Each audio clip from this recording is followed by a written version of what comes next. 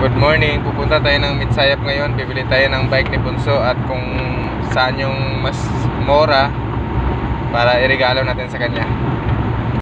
Dito tayo ngayon mga boss sa biking Mitsayap, no?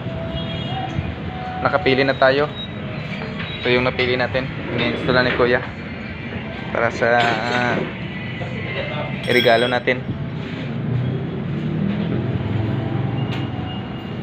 3.5 ito mga boss, 3.5. Hantod buhay daw ang bike. May warranty. With basket na siya. Karon, mao na siya itong napili karon, no? Para iregalo. Sila kaya? Yung ay adjust muna natin nung ano. Ikot kaya hindi papasok yung bike. Hindi makapasok. Ito na yung nabili natin ngayon. Sa halagang 3.5. Yan.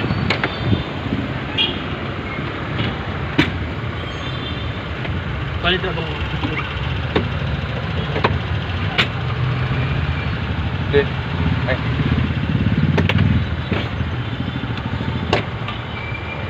Okay. Okay. Papasok na natin ngayon.